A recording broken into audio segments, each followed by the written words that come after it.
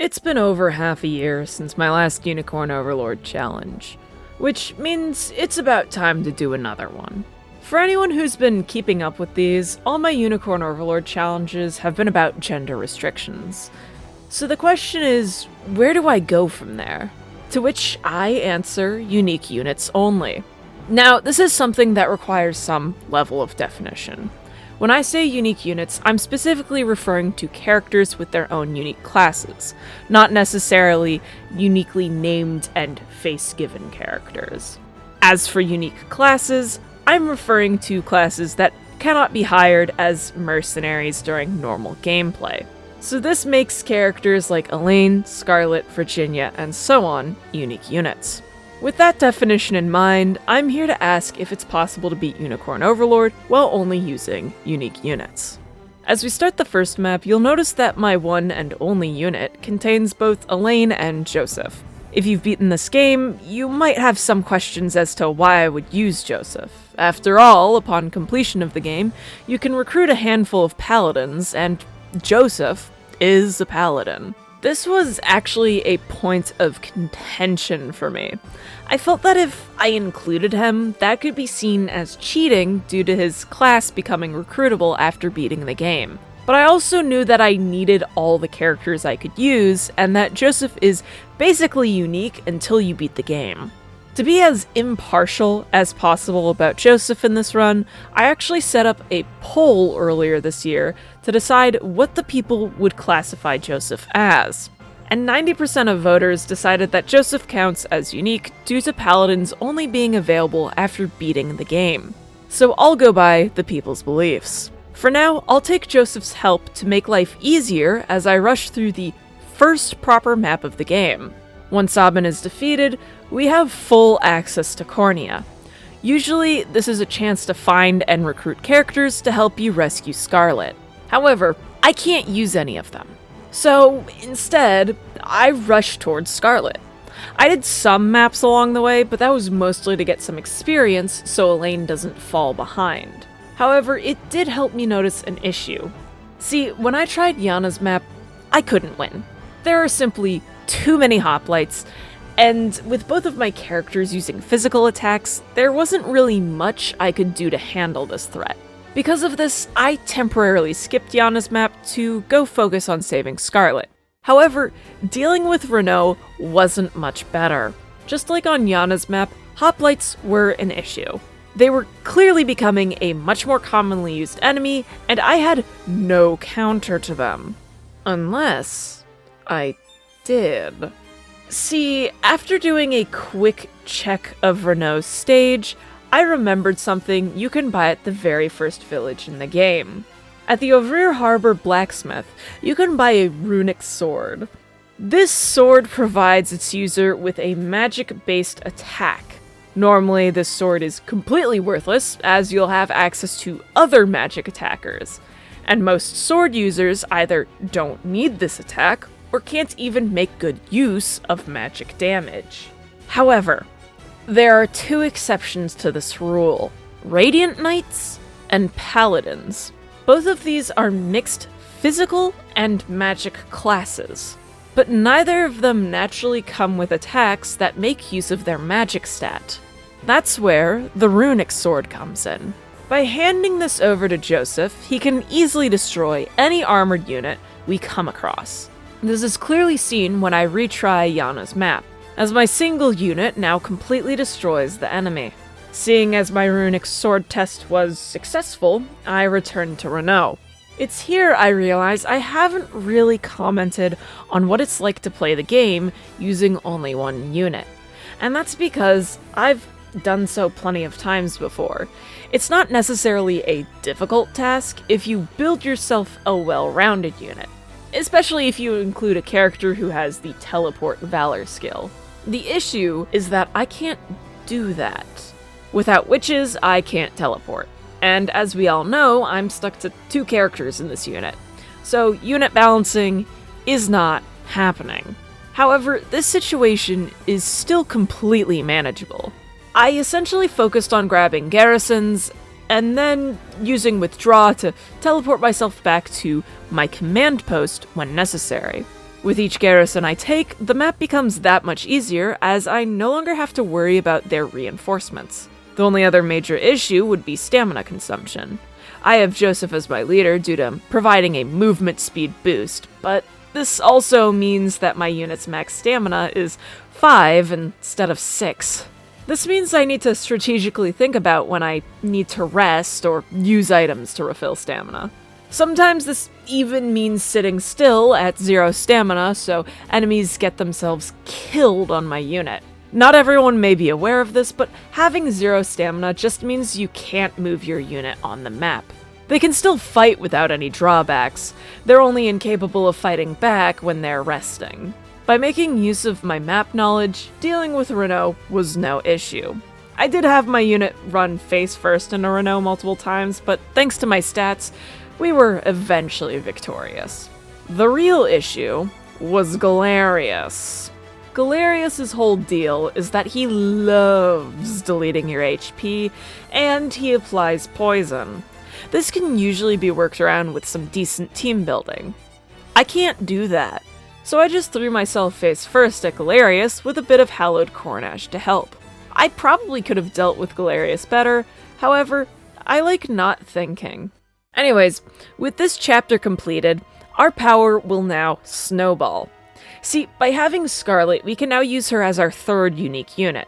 Not to mention that we now have access to every country except for Albion. And fun fact, every country except Albion will provide us with unique units. Since we've already completed Yana's map, we can immediately head to Elheim, and for doing so, we immediately obtain our next unique unit, Rosalinda. Rosalinda is the most broken character in the entire game. There's no contest. We use her in any percent speedruns for a reason. With Rosalinda and Scarlet in our party, we now have access to 2 magic attackers. Before I actually do any story though, I need to make sure Scarlet catches up on levels so she isn't deadweight in Drakkenhold. And since we're now actually doing side quests, you all deserve to know I have been killing everyone who doesn't provide me with access to a unique unit. Which is to say, there will only be 2 optional recruits this run. I am so sorry to all my fellow Melisandre enjoyers.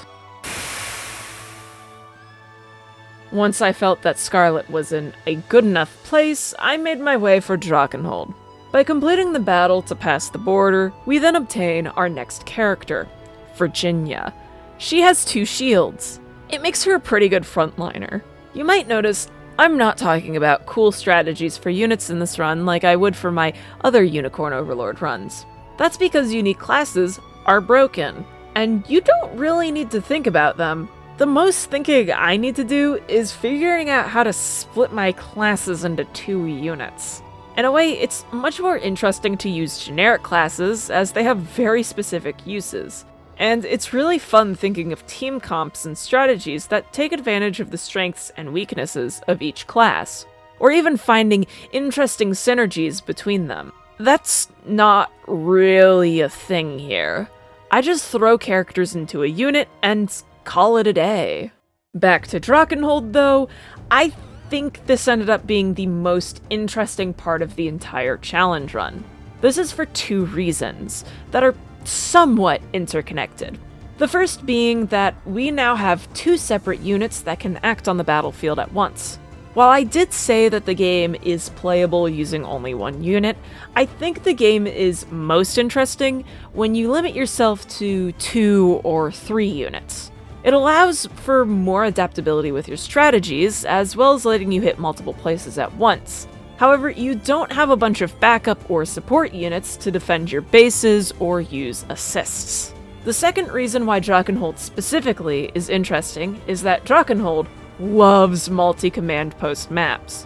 You have to take multiple points and hold on to them, which is really fun to do when you have so few units to use. It really meant I had to think a lot about what I was doing despite having such broken units available to me. As for our first proper map here, we recruit 3 units. Now, I can technically get both Prim and Aramis killed here, but I actually want them alive. Prim so that I can easily recruit Aramis, and Aramis so that I can recruit Gilbert early. We also get Berengaria. If you've ever used her, you know that's all I need to say. I know we're dealing almost entirely with broken units, but Berengaria is an army on her own. With these additions to our army, we finish the map and make our way towards the desert. Just like in Fire Emblem, the whole gimmick of the desert is that it slows you down. And fun fact, there are no unique flyers. So I don't have any way of avoiding the slowdown from getting sand in our boots. Unless I use the light feathers that I've been holding on to. Yes, I do in fact practice my right to use items on tactical mode. That's my sole issue with Expert and Truzanoiran. They limit my funny item usage. Sorry that I'm not a true super duper hard mode Unicorn Overlord player. You can't take away my gamer card though, I'm the only person stupid enough to run low percent for this game. That's gotta mean something, right? Anyways, with the strategic use of light feathers and valor skills, getting through the desert was really easy. Among all the valor skills available to me this run, the ones I end up using the most are both of Berengaria's, those being Provoke and Vital Absorb. These valor skills make whatever unit Berengaria is in unstoppable. By having her assist Elaine, this means he can walk directly to his goal while provoking any problem enemies into running at him. Not only that, but he doesn't have to worry about needing to sit and rest anywhere, as Berengaria can simply use Vital Restore to steal stamina from nearby enemy units. Having made our way through the desert, we can now access the next story mission in Drachenhold. However, I hold off on doing so for a bit, instead spending my time clearing up any side quests I haven't yet completed. I do so to get B rank renown. This allows me to promote Elaine, Scarlet, and Virginia to their advanced classes, with them being the only unique classes to have base forms. With this preparation complete, I can now blitz through the remainder of the Drachenhold story. First, we must defend the Colosseum. Since Elaine now has a horse, he quickly and easily makes his way to the enemy commander and instantly ends the map. That man got to live for a total of 9 seconds. For completing this map, we run into the main reason for why I wanted to promote Elaine this early, that being Berengaria getting abducted. I've commented on this in a previous video, but why is it only women who get abducted in this game? Can we get some men abducted? Like Bruno? That would be kind of hilarious. But also gender equality. Anyways, since we're lacking Berengaria and have already obtained our promotions, there's no real point to doing any side quests right now, except for the one missable quest in Drachenhold. If you want to 100% the game, you need to remember to do this quest before reuniting with Gilbert. As for the Drachenhold finale, it's pretty manageable as you have a very linear path to follow. Since I'm missing Berengaria from Elaine's team, I chose to have him clear out the start of the map before having him defend my command post from enemy flyers. From there, Virginia's unit would handle most of the map on their own. She works out really well for this, as I can use Blade Wave to both damage enemies and barricades that get in her way. Once I started getting close to Berengaria, I had Elaine withdraw to go help Virginia. I knew it was safe to do so at this point, as there were no longer any flyers close to my command post. Not to mention we've made it far enough in the map that we can easily intercept the flyers before they can reach the mountains. From here, it's just smart stamina usage as I clear out the enemy blocking my way. And defeating Berengaria isn't an issue when Virginia and Rosalinda exist. For completing Drachenhold, we get Berengaria back, and because we recruited Aramis earlier, Gilbert chooses to join our army now, instead of on the final map of the game. With all our work done in Drachenhold, for now, we can head to Elheim. Based on my recording sessions, Elheim was the second shortest country in this entire run. You might assume that's because I skipped everything in Elheim, and only focused on the story. No, I 100% Elheim in one go. It took under 3 hours. It could have been only 1 hour if I focused solely upon the story. There are only 3 required maps here after all. As for why Elheim is so easy, it's really just an introduction to promoted units. And elves. And due to it being an introduction that is accessible at the same time as Drakkenhold, they have to kind of nerf the enemies here. They really don't take advantage of how silly you can be with elves or advanced classes in general here. But hey, it makes Elheim a breeze. As for story, let's go save Eltalinda. This map is very simple, as to reach the castle, you need to first take every garrison. And with the way this map is set up, the garrisons exist on a circular path, where your command post and the castle exist on opposite sides of it. Since neither army has flyers, no one can skip following this path. That means it's safe to abandon my command post and send both of my units out, going in opposite directions. I sent Virginia's unit east, as that's where most of the enemy assist units are. And for those unaware, Virginia has various skills that make her extremely useful against assists. Whether it be reducing assist damage, preventing assists altogether, or Blade Wave, which does extra damage to support units. Meanwhile, Elaine's unit is a tactical nuke that I do most anything I want with. So I sent him off to handle the western path. Elaine is obviously able to take his 2 garrisons before Virginia due to his movement speed. However, this was a desired result, as I can then have him withdraw and defend our command post. See, once you've raised 3 of the 4 bridges, enemy reinforcements will start appearing behind your command post. So while it's mostly safe to leave your post undefended, you'll want to send someone back to protect it about halfway through the map. And thankfully, despite only having 3 people, Virginia's unit is easily capable of handling the rest of the map on their own, including the fight with Eltalinda. With the day saved, the sisters are more than happy to help us obtain the Ring of the Maiden. Doing so requires us reaching the Nasthirion, though Baltro chooses to stand in our way. His whole gimmick of raising the dead should pose a bit of an issue.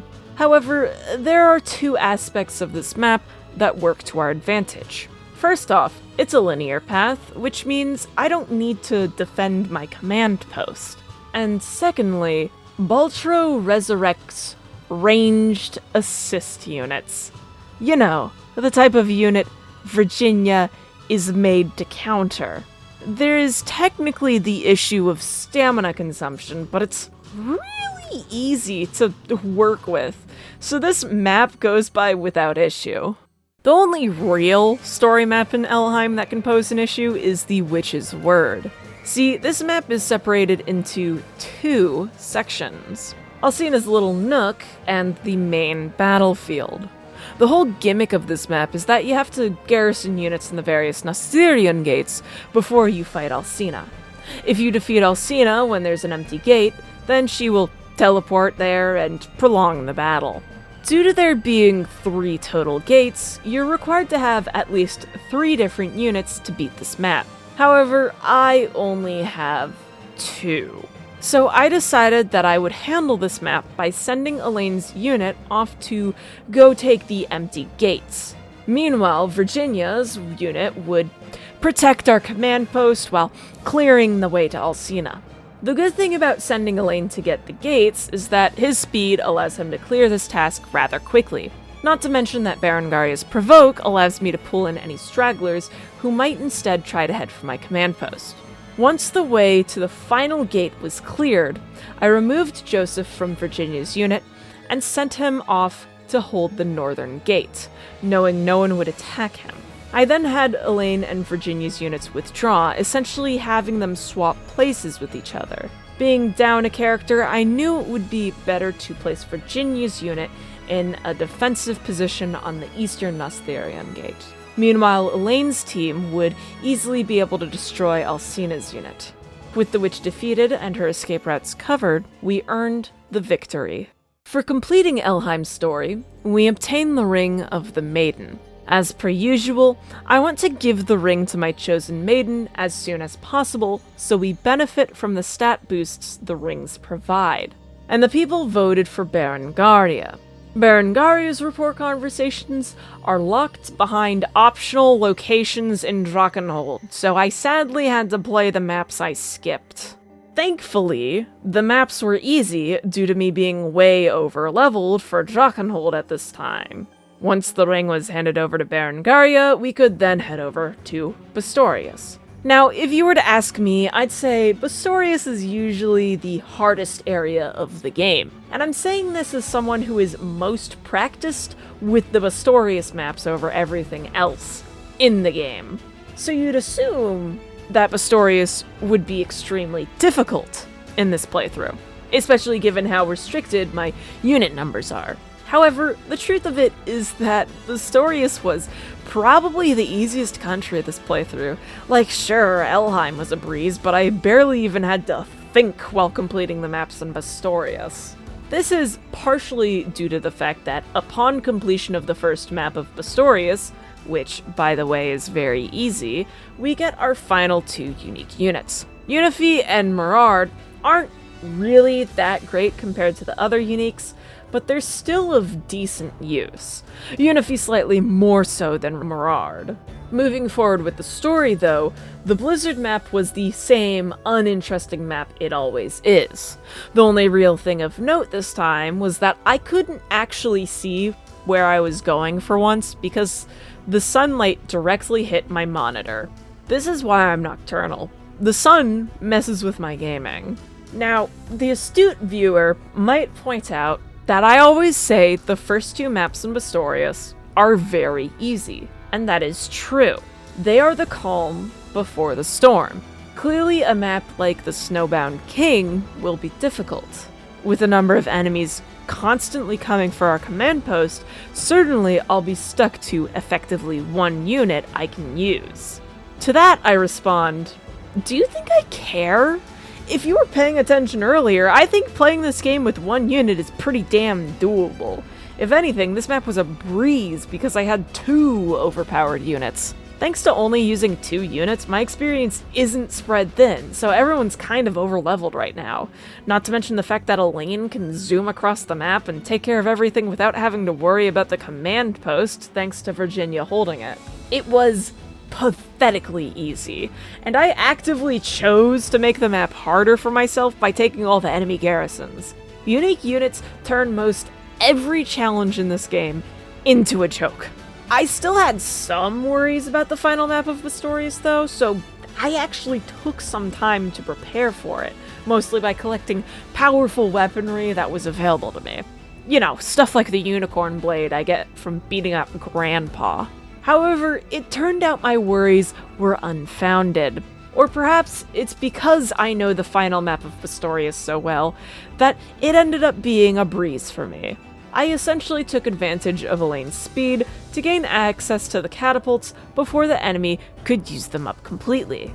Virginia was essentially teleported over once Elaine took the nearby fort, allowing her to handle the large number of enemies while Elaine took care of the northwestern town to reduce the number of enemy reinforcements. In fact, most of what Elaine did this map was handle the western side of the map while Virginia had her time to shine. Like, I know I've been using Elaine as my tactical nuke, but that's mostly because he has so much movement speed. Virginia's unit is an army of their own, so it's nice to provide them with this moment of enrichment. And, of course, Virginia took down Elgor with no issue, closing off this chapter of the game. This leaves us with Albion to handle. Albion is essentially 2 story maps, and that's it. I know that Cornea is just about as sparse in terms of story maps, but Cornea also has a ton of side quests. Albion lacks much of anything. However, I still did Albion's side quests before doing the story because I felt like it. I just never know how my units will fare against angels. It's a real toss-up. As for story, to access it, I had to spend a lot of time bashing Elaine's face into a door. This was the one time I really wished we had a flyer, just to make a stupid map go by quickly. But talking about Albion for real, the enemies here actually started to be a threat to my health. which is wild to me, knowing I would normally consider Albion to be the easiest of the countries to complete. Though maybe that's due to my love of Elven Archer gaming, which really nullifies one of the bigger angel quirks you have to deal with. However, despite the danger Albion poses to my unit's health, Elaine is still capable of nuking Nigel. As for the Holy March, this map is a lot like how Elheim played out, which is to say I have a linear path to follow, so I just need to survive walking forward. Survival is a pretty simple task for Elaine and Virginia's units. Nigel also made this a bit easier, not because I used him for battle though. I avoided that due to the generics in his unit. Instead, he marched alongside my units in order to turn some enemy units into allies. And once that duty was done, I sent him back to the command post to guard it. Once I got past the walls and into the city, the only issue that remained on this map was stamina management. Mostly because there are a ton of enemies within the walls. And all of those battles are being spread out between only 2 units. But again, I have ways to work around stamina management that make this a non-issue. And so, reaching Senadio and defeating him proved to be easy. With all the countries freed from Zenoiran control, I could then visit all of the shrines and prepare myself for the final battle. However, some of you may notice I missed something. I lied about Unifi and Mirard being our final unique units. There's still Amalia, and it would be rude of me to do this run without picking her up. So, of course, I completed the Colosseum in order to recruit her. So I hope all of the Amalia enjoyers are happy that I've finally recruited her in a run.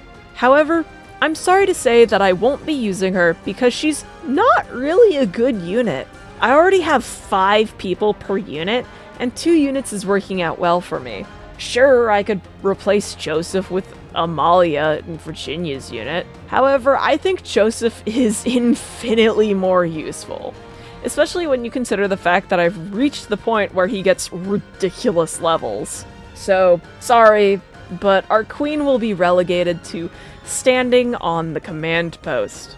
With all of our preparations truly done, we can now head to the final battle. Now, as for how I tackled this map, I started from the easternmost command post. I could lie to you and tell you this was some masterful gambit of mine, but no. I was just playing while in VC and simply asked others to choose where I would start from. This was mostly in hopes of being given a terrible starting location, because this challenge has not been a challenge ever since starting Elheim. However, I would consider this one of the best starting locations given my current situation. So I guess that plan failed. The reason this location is so good is that it allows me to destroy the Bestrels and Angels immediately. And guess what? These are the major problem units. Also, it means my command post can only be attacked from one front, meaning I can basically ignore it. From this position, I easily picked this map clean. Belisarios went down without a hitch, and soon after Elaine's unit managed to take every fort that would spawn Bestrels or Angels. This made it safe for me to send out Virginia's unit alongside him. With their power combined, I could easily divide and conquer, clearing the map of enemies to make the later phase much easier. Elaine then took down Helonius, before rushing the town all the way to the west. This town is important, as claiming it will spawn in battering rams to help with the siege of the crown city. While Elaine took on this important task due to his movement speed, Virginia destroyed Theodora and the siege weaponry around her. All that remained was Narcisse. And as per usual, I simply let Elaine destroy her support units while withdrawing my other units from the field. Once only Elaine's unit remained, he easily wiped Narcisse from the face of the earth. With the 4 generals down, we can now attack the city, and at the heart of it all is Galerius. Since Elaine's unit is the only one on the field, this means I don't have to worry about Galerius' Valor skill, which will brainwash any unit that doesn't contain Elaine.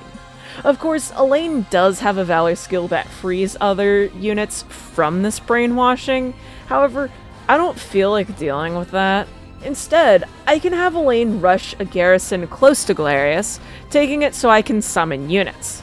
Now, if you know anything about how I normally handle Galerius, it's that I usually just bring along a Swordmaster to deal with his problem skill. That skill is Darkness Armor, by the way, which he activates at the start of battle, and it negates 6 attacks. The Swordmaster's Meteor Slash completely depletes these instances of invincibility. However, we have access to the funnier way to deal with Galerius that gets used in any percent speedruns. So, remember how I said Rosalinda is the best unit in the game? Yeah, so she can entirely shut down Galerius' attempt to use invincibility hacks, because Rosalinda's start of battle skill can stun the enemy, preventing them from taking their turn. Rosalinda outspeeds Galerius, allowing her to use her skill first. Not to mention the fact that Galerius, for some reason, is not immune to stun. So anyway, Virginia's team obliterates Galerius without him ever getting a chance to attack. This is my queen. We could have had Rosalinda as our maiden, the most powerful woman alive, but clearly, she's too good for the voters of my democracy. Who cares, though? It's time for the real final boss. Balatro. I mean Baltro. He's the only dude to ever have a 6-person unit in this entire game. And he needs it, because he is pathetically easy. You'd think they'd make the true final boss difficult, but Galerius on his own is harder. So long as you don't know about the Rosalinda cheese strat that the cool and epic speedrunners use. I'm not one of those, because low percent can't get Rosalinda. But yeah, Elaine wipes the floor with Baltro. And wow, I got to do a run where the restriction didn't lock me out of the true ending. All because only Elaine can deal the final blow. What a joyous day. So, can you beat Unicorn Overlord with only unique units? Yes, you very much can. The entire challenge of this run is very much front-loaded. And I will admit that it was a lot easier because we decided that Joseph is allowed. Were he not allowed, the start of the game, before obtaining Scarlet, would be extremely difficult. At least if you're playing on a hard difficulty. If you're playing on one of the easier difficulties, it should still be somewhat challenging, but Elaine is a very broken unit capable of handling a lot of the game on his own, so long as he is properly leveled. However, even with Joseph, the start of the game was very difficult for me because I was playing on tactical and had no way of dealing with high defense units. Not having a single magic attacker or warrior made getting the Scarlet nearly impossible if it weren't for the runic sword. But once I had obtained Scarlet, the game really opened up and became easier country by country. The difficulty curve of this run makes it really hard to compare to any other Unicorn Overlord run I've done. And that's because it has the hardest time with Cornea overall, only to become painfully easy after saving Scarlet. However, doing something like women only or non-binary runs requires either bending the rules or praying RNG works in your favor on story mode for the first map of the game. The only comparison I can confidently make is that this run is harder than men only, because men only is consistently easy throughout the entire game. Though, I can also say that this is way easier than doing low percent.